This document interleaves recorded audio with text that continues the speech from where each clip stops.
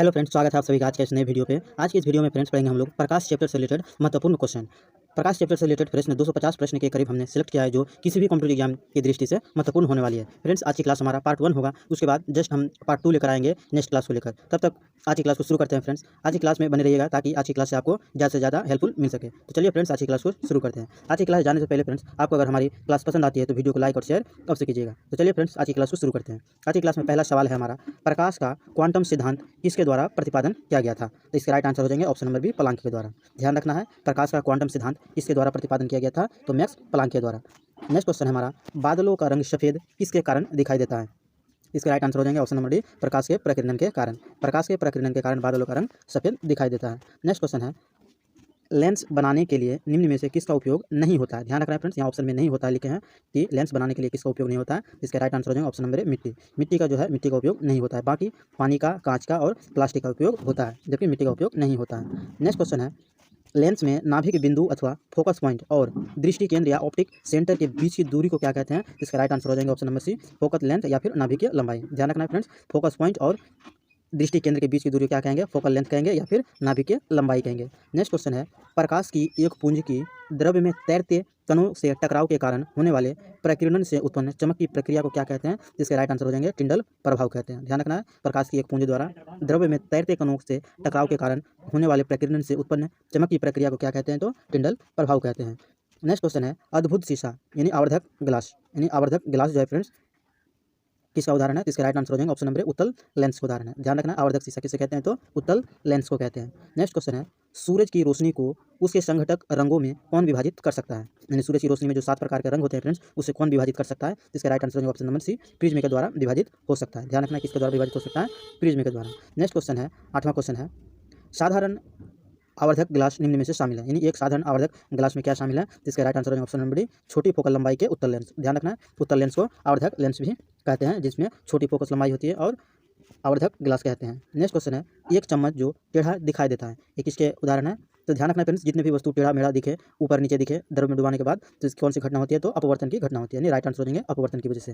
तो एक चम्मच जो टेढ़ा दिखाई देता है किसके कारण होता है? तो अपवर्तन के कारण। नेक्स्ट क्वेश्चन है, वायु का निरपेक्ष अपवर्तनांक सूचकांक कितना होता है? तो वायु का निरपेक्ष अपवर्तनांक सूचकांक कितना होता है? इसके right answer option number C, 1.008 इसके निरपेक्ष अपवर्तनांक होते हैं। काफी इंपोर्टेंट सवाल है फ्रेंड्स, मार्क कर लीजिएगा। वायु का निरपेक्ष अपवर्तनांक कितना होता है? 1.008। नेक्स्ट क्वेश्चन है, इनमें से कौन सी गर्मी के प्रभाव से संबंधित नहीं है? इनमें से कौन गर्मी के प्रभाव से संबंधित नहीं है? इसके राइट आंसर हो जाएंगे ऑप्शन नंबर बी, रेफ्रेक्टिव घटना जो है प्रकाश के प्रभाव से संबंधित नहीं है। रेफ्रेक्टिव ये परावर्तन से रिलेटेड घटना है। नेक्स्ट क्वेश्चन है हमारा, निर्वात से एक माध्यम में प्रकाश की गति के अनुपात को क्या कहते हैं? निर्वात से एक माध्यम में प्रकाश की गति के अनुपात को क्या कहते हैं? जिसका राइट आंसर हो जाएंगे रिफ्रैक्टिव इंडेक्स कहते हैं। ध्यान रखना है फ्रेंड्स, निर्वात में एक माध्यम में और प्रकाश की गति के अनुपात को क्या कहते हैं? तो आंसर हो जाएंगे रिफ्रैक्टिव इंडेक्स कहते हैं। नेक्स्ट क्वेश्चन है, किसी भी माध्यम का पूर्ण अपवर्तनांक सूचकांक हमेशा होता है। तो ध्यान रखना, 1 से अधिक होता है। किसी भी माध्यम का पूर्ण अपवर्तनांक सूचकांक जो होते हैं 1 से अधिक होते हैं। नेक्स्ट क्वेश्चन है, रात के समय तारों का टिमटिमाना किसके उदाहरण है? तो राइट आंसर हो जाएंगे वायुमंडलीय अपवर्तन के कारण। सॉरी फ्रेंड्स, यहाँ ऑप्शन नंबर ऑटोमोबाइल्स हो गए, बल्कि यहाँ वायुमंडलीय अपवर्तन होता है। ध्यान रखना, वायुमंडलीय अपवर्तन की वजह से ये घटना होती है। कौन सी घटना होती है? तो वायुमंडलीय अपवर्तन के कारण यह घटना होती है। रात के समय तारों का टिमटिमाना कौन सी घटना है? तो अपवर्तन के कारण टिमटिमाते हैं, वायुमंडलीय अपवर्तन के कारण। नेक्स्ट क्वेश्चन है, किसी माध्यम में प्रकाश किरणों के झुकाव को क्या कहते हैं? इसका राइट आंसर हो जाएगा फ्रेंड्स ऑप्शन नंबर ए, अपवर्तन। किसी भी माध्यम में प्रकाश किरणों के झुकाव को क्या कहते हैं? तो अपवर्तन कहते हैं। नेक्स्ट क्वेश्चन है, वायुमंडलीय अपवर्तन के कारण सूर्योदय और सूर्यास्त में लगभग तक की देरी होती है। यानी कितने समय की देरी होती है? वायुमंडलीय अपवर्तन के कारण सूर्योदय और सूर्यास्त में लगभग कितने समय का देर होते हैं? तो राइट आंसर हो जाएगा ऑप्शन नंबर बी, 2 मिनट के लगभग देर होते हैं। 2 मिनट तक सूर्य उगने से पहले दिखाई देते हैं और 2 मिनट अस्त होने से पहले ही नहीं दिखाई देते हैं। ध्यान रखना है, 2 मिनट का अंतर होते हैं। नेक्स्ट क्वेश्चन है, जब प्रकाश सघन माध्यम से विरल माध्यम में प्रवेश करता है तो वह तेज तथा क्या हो जाता है? तो इसका राइट आंसर हो जाएंगे ऑप्शन नंबर बी, नॉर्मल से दूर हट जाते हैं। ध्यान रखना है, इस तरह का जो एक माध्यम अलग होने वाले माध्यम होते हैं, इधर से प्रकाश किरण आते हैं और यहाँ पर डाले गए बीच में लंब होते हैं। तीनों में से जो प्रकाश जो परावर्तन होंगे तो इस प्रकार से क्या होंगे? थोड़े दूर हट जाएंगे। ध्यान रखना, आना चाहिए इधर, लेकिन इधर हट जाते हैं। इस वजह से क्या कहते हैं? नॉर्मल से दूर हट जाते हैं, जो लंब डाले जाते हैं उससे दूर हो जाते हैं। तो ध्यान रखना, जब सघन माध्यम से विरल माध्यम में प्रवेश करते हैं तो तेज और नॉर्मल से दूर झुकता है। नेक्स्ट क्वेश्चन है, निम्न में से किस माध्यम का अपवर्तनांक सूचकांक सबसे कम होता है? जस्ट पहले सवाल देखा हमने कि किसी भी माध्यम का अपवर्तनांक सूचकांक जो होते हैं 1 से अधिक होता है, लेकिन सबसे निम्न अपवर्तनांक सूचकांक किसका होता है? यानी मध्यम का सबसे कम होता है। तो इसका राइट आंसर हो जाएगा ऑप्शन नंबर सी, तेल का। तेल का जो है ये अपवर्तनांक सूचकांक सबसे कम होता है। ध्यान रखना है फ्रेंड्स कि किस माध्यम का अपवर्तनांक सूचकांक सबसे कम होता है? तो तेल का। नेक्स्ट क्वेश्चन है, जिस बिंदु पर सभी किरणें मिलती हैं को क्या कहते हैं? जिस बिंदु पर सभी किरणें मिलती है उस बिंदु को क्या कहते हैं? तो ध्यान रखना है फ्रेंड्स, उसे क्या कहते हैं? फोकस कहते हैं। दर्पण में जो प्रकाश की परावर्तन की घटना होती है, इस तरह से दर्पण हो गए, इधर से प्रकाश आते हैं, यहाँ पर जस्ट होते हैं फोकस, यहाँ पर होते हैं ध्रुव, यहाँ से जितने भी प्रकाश आते हैं परावर्तन के बाद सारे के सारे ध्रुव से होकर गुजरते हैं। तो आप कह सकते हैं कि जितने भी प्रकाश किरण गुजरते हैं तो किससे गुजरते हैं, तो फोकस से गुजरते हैं। नेक्स्ट क्वेश्चन है, एक दर्पण के वक्रता की फोकस लंबाई और त्रिज्या के बीच संबंध है, यानी कि वक्रता, त्रिज्या और फोकस लंबाई के बीच क्या संबंध है। तो इसका राइट आंसर है ऑप्शन नंबर सी, वक्र त्रिज्या है जो ये 2f के बराबर है, यानी फोकस दूरी के दोगुनी के बराबर है। वक्र त्रिज्या को r से दर्शाते हैं फ्रेंड्स, r जो होंगे वो फोकस दूरी के दोगुनी के बराबर होते हैं। जस्ट ध्यान रखना है, फोकस दूरी के दोगुनी के बराबर होते हैं वक्रता त्रिज्या। ध्यान रखना, एक दर्पण में वक्रता की फोकस लंबाई और त्रिज्या के बीच क्या संबंध है। तो ध्यान रखना, फोकस लंबाई का जो है, फोकस लंबाई का दोगुना होते हैं वक्रता त्रिज्या। नेक्स्ट क्वेश्चन है, प्रकाशिक तंतु किस सिद्धांत पर कार्य करते हैं। तो राइट आंसर हो जाएंगे पूर्ण आंतरिक परावर्तन के सिद्धांत पर कार्य करते हैं। ध्यान रखना फ्रेंड्स, यहाँ ऑप्शन नंबर बी हो जाएंगे, यहाँ आंसर गलत हो गए हैं कि प्रकाश तंतु जो है किस सिद्धांत पर कार्य करते हैं। तो राइट आंसर हो जाएंगे पूर्ण आंतरिक परावर्तन के सिद्धांत पर कार्य करते हैं। नेक्स्ट क्वेश्चन है, एक उत्तल लेंस की फोकस लंबाई होती है। तो ध्यान रखना है फ्रेंड्स, उत्तल लेंस की फोकस लंबाई धनात्मक होती है। ऑप्शन नंबर ए हो जाएंगे, उत्तल लेंस की फोकस लंबाई कितनी होती है, तो धनात्मक होती है। नेक्स्ट क्वेश्चन है हमारा, किसी वस्तु का प्रतिबिंब उसके वास्तविक आकार को प्राप्त करने के लिए वस्तु में उत्तल लेंस के सामने कहाँ रखा जाना चाहिए। तो ध्यान रखना है, किसी भी वस्तु का वास्तविक प्रतिबिंब प्राप्त करने के लिए वस्तु को कहाँ पर रखा जाना चाहिए। तो राइट आंसर हो जाएंगे 2f पर, यानी कि वक्रता त्रिज्या पर। जस्ट हमने पहले सवाल देखा कि वक्रता त्रिज्या होती है फोकस दूरी के दोगुनी होती है, तो यहाँ से आप कह सकते हैं कि वक्रता त्रिज्या पर, यानी फोकस दूरी के दोगुनी पर, यानी वक्रता त्रिज्या बोलिए या फिर फोकस दूरी के दोगुनी दूरी पर कह सकते हैं। वास्तविक प्रतिबिंब प्राप्त करने के लिए उत्तल लेंस कहाँ रखा जाना चाहिए वस्तु को, तो वक्रता त्रिज्या पर रखा जाना चाहिए। उत्तल लेंस की नाभि की लंबाई होती है, ध्यान रखना है, अवतल लेंस की नाभि की लंबाई होती है, यानी फोकस लंबाई कितनी होती है। तो राइट आंसर हो जाएंगे ऋणात्मक होती है। अवतल लेंस की फोकस लंबाई ऋणात्मक होती है, जबकि उत्तल लेंस की फ्रेंड्स धनात्मक होती है। जस्ट हमने पहले देखा। नेक्स्ट क्वेश्चन है, जब वस्तु को किस पर रखा जाता है तो अभिसरण लेंस में कोई भी प्रतिबिंब नहीं बनेगा। ध्यान रखना है, वह स्थिति कौन सी है जहाँ पर वस्तु रखे जाने पर अभिसरण लेंस में कोई भी प्रतिबिंब नहीं बनेगा। तो राइट आंसर है फोकस बिंदु पर। किसी भी वस्तु का अगर फोकस बिंदु पर रखा जाए तो उसके प्रतिबिंब कहाँ नहीं बनेंगे, यानी दर्पण के पीछे बनेंगे, यानी कोई प्रतिबिंब नहीं बनने का मतलब है कि दर्पण के पीछे बनेंगे। तो राइट आंसर हो जाएंगे फोकस बिंदु पर।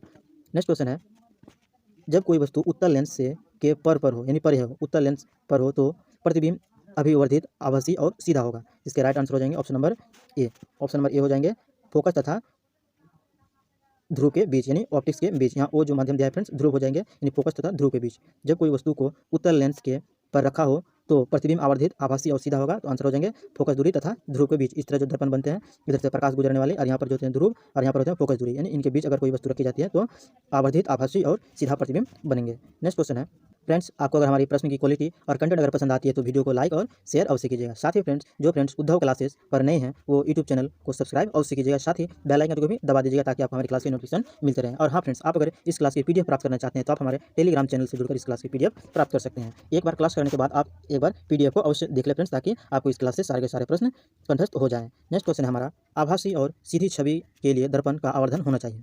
आभासी और सीधी छवि के लिए दर्पण का आवर्धन क्या होना चाहिए। तो राइट आंसर हो जाएगा धनात्मक होना चाहिए। आभासी और सीधा छवि प्राप्त करने के लिए आवर्धन क्या होना चाहिए फ्रेंड्स, तो धनात्मक होना चाहिए। नेक्स्ट क्वेश्चन है, प्रकाश का अनुप्रस्थ तरंग है साबित हुई है, यह एकमात्र घटना कौन सी है। तो ध्रुवण की घटना है।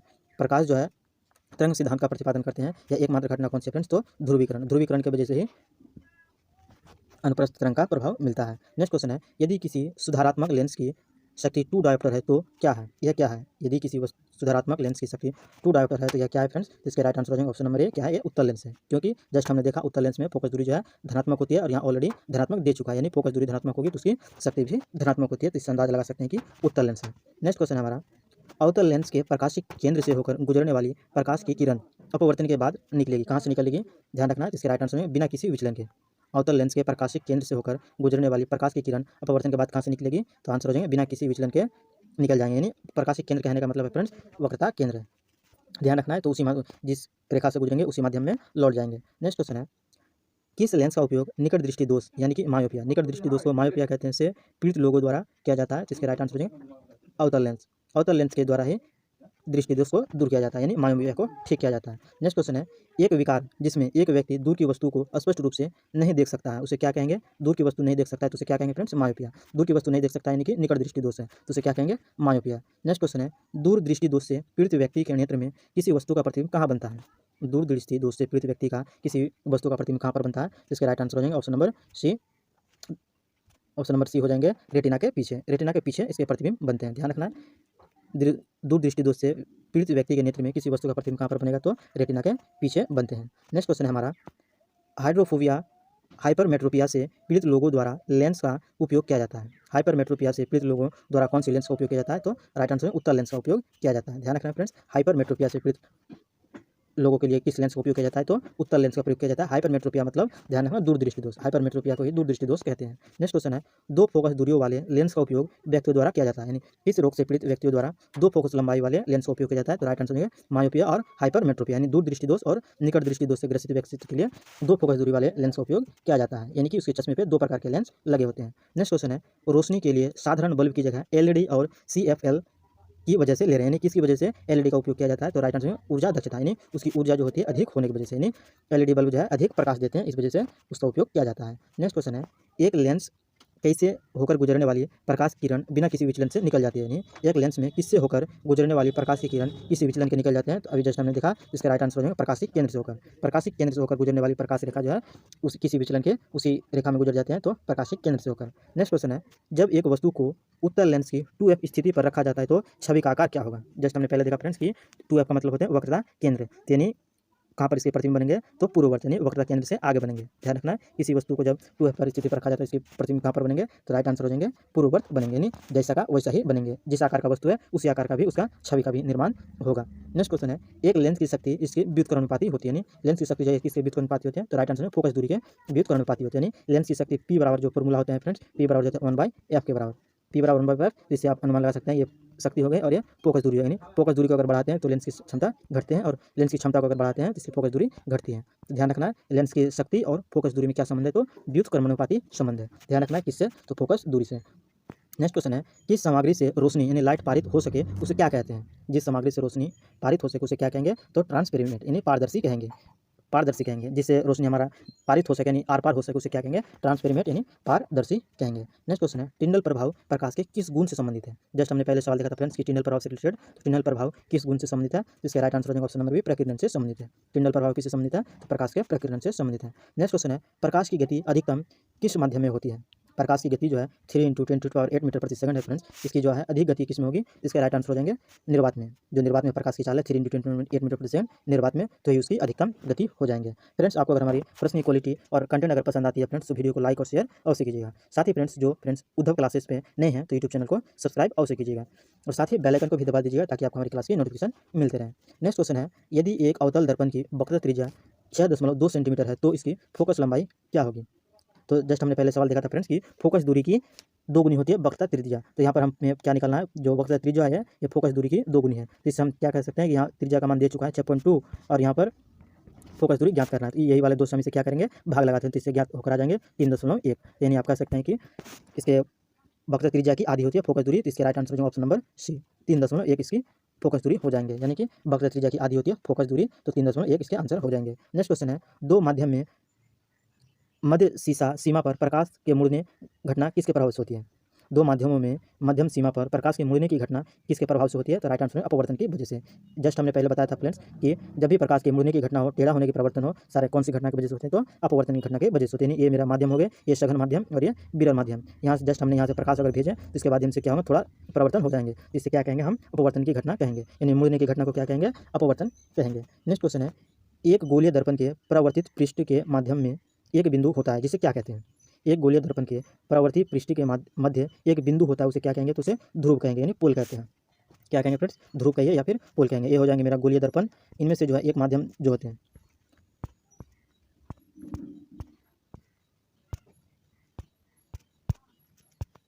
ये मेरा हो जाएंगे दर्पण। यहाँ पर से जो एक रेखा हो गए, यहाँ पर जो बिंदु होते हैं गोलीय दर्पण के परावर्तित पृष्ठ, यहाँ पर जो परावर्तन होते हैं इस जगह को क्या कहेंगे? तो उसे पोल कहते हैं। ध्यान रखना, क्या कहते हैं? पोल कहते हैं। नेक्स्ट क्वेश्चन है, वाहनों में अपनी व्यापक दृष्टि क्षेत्र के लिए कौन सा दर्पण पीछे देखने के रूप में उपयोग होते हैं? यानी कि आप देखोगे फ्रेंड्स बाइक के दौरान पीछे जो दृश्य देखे जाते हैं या फिर कार चालक जो है अपने दाहिने साइड से दर्पण का उपयोग करते हैं, तो किस दर्पण का उपयोग करते हैं? तो राइट आंसर हो जाएंगे उत्तल दर्पण का उपयोग करते हैं। वाहनों में किस दर्पण का उपयोग किया जाते हैं पीछे देखने के लिए? तो उत्तल दर्पण का उपयोग किया जाता है। नेक्स्ट क्वेश्चन है, एक गोलाकार दर्पण जिसकी वक्रता त्रिज्या r है, वक्रता त्रिज्या r है, इसकी फोकस दूरी क्या होगी? तो जस्ट हमने पहले बताया था फ्रेंड्स कि फोकस दूरी जो है वक्रता त्रिज्या की आधी होती है और वक्रता त्रिज्या जो है फोकस दूरी की 2 गुनी है। यहाँ वक्रता त्रिज्या r मेरा दिया हुआ है, तो फोकस दूरी क्या होंगे? आधी होती है, तो हमने इसे क्या करेंगे? आधा कर देंगे, तो राइट आंसर हो जाएंगे ऑप्शन नंबर ए r/2। इसके राइट आंसर हो जाएंगे r/2, यानी वक्रता त्रिज्या की आधी होती है फोकस दूरी, इसलिए हमने r को क्या किया? r को डिवाइडेड कर दिया 2 से, तो निकल के आ गया मेरा फोकस दूरी। नेक्स्ट क्वेश्चन है, जब किसी वस्तु को एक अवतल दर्पण के सामने अनंत पर रखा जाता है उसका प्रतिबिंब कहाँ पर निर्मित होगा? जब किसी वस्तु को अवतल दर्पण के सामने अनंत पर रखा जाता है तो इसका प्रतिबिंब कहाँ पर बनेगा? इसका राइट आंसर हो जाएगा friends option number A, focus पर बनेगा। ध्यान रखना, अनंत पर अगर वस्तु को रखा जाता है तो प्रतिबिंब कहाँ पर बनेगा? फोकस पर। और जब अवतल दर्पण पे फोकस पर किसी वस्तु को रखा जाता है उसका प्रतिबिंब कहाँ पर बनेंगे? उसके उल्टा अनंत पर बनेंगे। ध्यान रखना फ्रेंड्स, अनंत पर वस्तु रखे तो फोकस पर प्रतिबिंब बनेंगे और फोकस पर वस्तु को रखे तो अनंत पर इसके प्रतिबिंब बनेंगे। नेक्स्ट क्वेश्चन है, जब एक वस्तु को अवतल दर्पण के वक्रता केंद्र से बाहर रखा जाता है तो छवि का निर्माण कहाँ होगा? ध्यान रखना, वक्रता केंद्र से बाहर रखा जाता है उसका प्रतिबिंब कहाँ पर बनेगा? तो फोकस तथा वक्रता केंद्र के बीच। ध्यान रखना कहाँ पर बनेंगे? फोकस तथा वक्रता केंद्र के बीच इसके प्रतिबिंब बनेंगे। नेक्स्ट क्वेश्चन है, दंत चिकित्सक अवतल दर्पण का उपयोग करते हैं क्योंकि इस पर निर्मित प्रतिबिंब होता है। इस पर निर्मित प्रतिबिंब जो होता है किस प्रकार का होता है? तो आभासी और बड़ा होता है। किस प्रकार का होता है? आभासी और बड़ा होता है, इस वजह से इसका उपयोग करते हैं। आभासी कहने का मतलब फ्रेंड्स जैसा है वैसा ही दिखेगा और बड़ा दिखेगा, इस वजह से दंत चिकित्सक अवतल दर्पण का उपयोग करते हैं। नेक्स्ट क्वेश्चन है, वाहनों की हेडलाइट में प्रयुक्त दर्पण का उपयोग होता है। जस्ट हमने सवाल देखा फ्रेंड्स कि उत्तल दर्पण का प्रयोग पीछे देखने के लिए उपयोग होता है, लेकिन यहाँ हेडलाइट की बात है, सामने की बात है। इसमें कौन से दर्पण का उपयोग होते हैं? तो ध्यान रखना, अवतल दर्पण का उपयोग करता है पीछे देखने के लिए अवतल दर्पण में, जबकि हेडलाइट में कौन से दर्पण का प्रयोग होता है? अवतल दर्पण, और पीछे देखने के लिए उत्तल दर्पण का उपयोग करते हैं। नेक्स्ट क्वेश्चन है, एक गोलाकार दर्पण जिसकी परावर्तक सतह अंदर की ओर मुड़ी हुई होती है क्या कहलाता है? जिसके राइट आंसर हो जाएगा ऑप्शन नंबर ए, अवतल दर्पण। अवतल दर्पण में जो है गोला के अंदर मुड़ी हुई होती है, क्या है?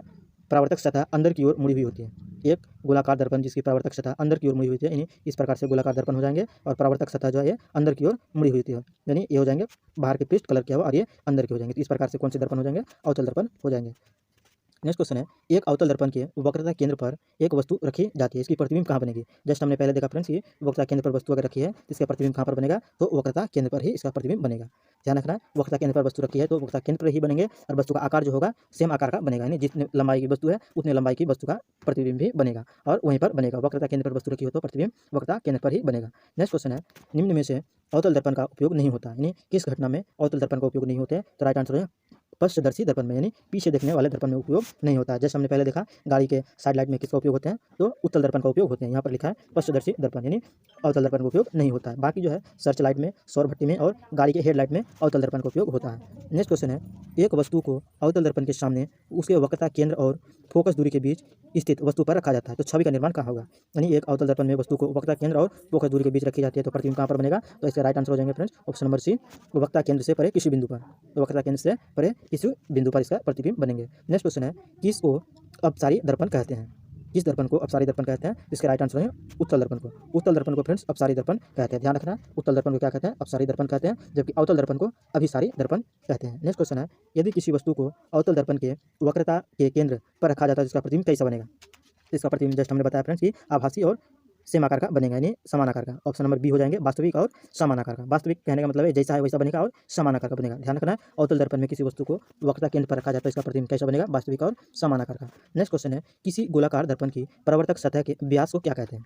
इसके परावर्तक सतह के व्यास को क्या कहते हैं फ्रेंड्स? तो इसे छेद कहते हैं। ध्यान रखना है, क्या कहते हैं? छेद कहते हैं। ये हो जाएंगे मेरा गोलाकार दर्पण। इस प्रकार जो यहाँ से इस जगह से और इस जगह से जो लंबाई बनी फ्रेंड्स, इस सीधी लंबाई, इसे क्या कहेंगे? छेद कहते हैं। ये हो जाएंगे मेरा गोलाकार दर्पण और यहाँ से यहाँ तक की लंबाई को क्या कहेंगे? छेद कहते हैं। ध्यान रखना है, गोलाकार दर्पण की परावर्तक सतह के व्यास को क्या कहते हैं? तो छेद कहते हैं। नेक्स्ट क्वेश्चन है, अवतल दर्पण का उपयोग यह नहीं है, नहीं अवतल दर्पण का उपयोग कहाँ नहीं किया जाता है? इसका राइट आंसर है रिवर व्यू दर्पण के, नहीं पीछे देखने के लिए उपयोग नहीं किया जाता है।